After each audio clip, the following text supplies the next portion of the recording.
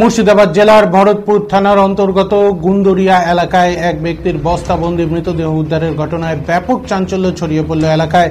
জানা গিয়েছে ওই গ্রামেরই একজনের কাছ থেকে পাওনা ৬,০০০ টাকা আনতে যায় ওই ব্যক্তি এবং তারপর থেকে নিখোঁজ থাকে এবং এদিন সকালে ওই ব্যক্তির মৃতদেহ উদ্ধার হয় বস্তাবন্দি অবস্থায়। পরিবারের সদস্যরা খুনের অভিযোগ তোলেন।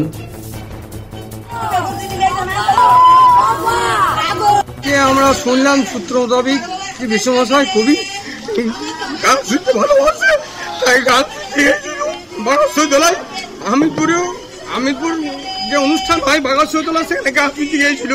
তারপরে গান শোনার পরে ওখানে মেলা ভক্ত আছে আমাদের বিশ্বমশাইয়ের, তাই ভক্তদের কাছে গিয়েছিল।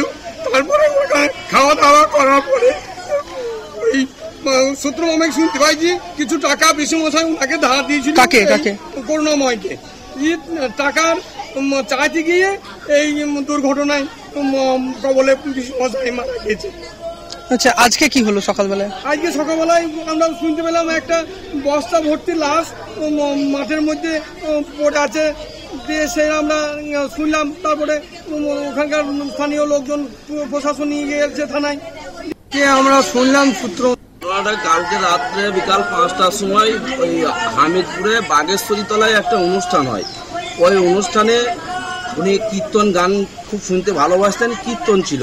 তো ওই কীর্তন গান শুনতে গিয়েছিল, দিয়ে গান শোনার পরে রাত্রে আর বাড়ি ফেরেনি। এবার আমরা সকালে যখন খবর পেলাম যে বাগেশ্বরী তলায় একটা বস্তাবন্দি বডি পুলিশ তুলে নিয়ে গিয়েছে, তখন আমাদের বাড়িতে যেহেতু পিসমশাই নেই বলে আমরা একটু খোঁজ খবর করলাম এবং থানাতে জিজ্ঞেস করলাম। তো বলছি হ্যাঁ এরকম গলায় মালা আছে, ৭০-৭৫ বছর বয়স, ধুতি পরে আছে। তখন দেখলাম তাহলে আমাদেরই লোক হতে পারে। আমরা যেই আনুমানিক খুঁজি পেছি না বলে আমরা থানায় গিয়ে দেখলাম মারা করে দিয়েছে এবং মাথায় বাড়ি মেরেছে, ভিতরে ঘুঁচাইছে, প্রচণ্ড আঘাত করা হয়েছে, নৃশংসভাবে ওকে খুন করা হয়েছে। এর যেন প্রকৃত সাজা হয়। করুণা বাগদি বলে একজন ক্রিমিনাল, উনি এই পিসমশাইকে নৃশংসভাবে আজকে রাত্রে কখন মার্ডার করছে আমরা জানি না। আপনার পিসমশাইয়ের নাম কি? আমার নাম হচ্ছে সুজয় ঘোষ। পিসমশাইয়ের আমার পিসমশাইয়ের নাম হচ্ছে দীনবন্ধু পাল। আচ্ছা, যে মারা গেল কেন, অভিযোগটা কি কারণে হলো, এই ঘটনাটা কেন ঘটলো বলে মনে হচ্ছে? কোনো অভিযোগ বলতে অন্য কিছু কারণ নয়, একটা কারণ যেটা আমরা এখন শুনছি অন্য আশপাশের মুখ থেকে, যে ওই করুণা নাকি মুনিশ মানে লেবারের কাজ করতেন।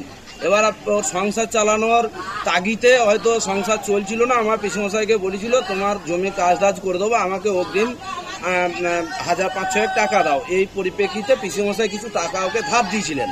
এবার ধার দেওয়ার পরে উনি কাজও করে দিচ্ছিলেন না, টাকাটাও দিচ্ছিলেন না।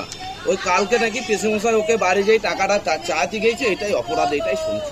আচ্ছা, রাজনৈতিক কিছু জড়িয়ে এবং ওকে ধরে বন্দি করা হয়েছে।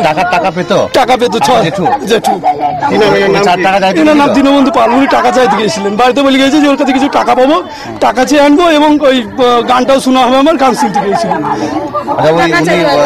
যিনি মেরেছেন তার সন্দেহ করছেন আপনারা? সন্দেহ নয়, উনি মেরেছেন, কারণ ওরা বাড়ি টাকা চাইতে দিয়েছে। ওর বাড়ি হামিদপুর, করুণা নাম।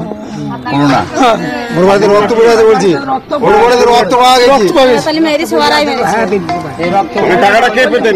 টাকাটা ইনি পেতেন ৬,০০০ টাকা। আমার নাম গোপীনাথ পাল।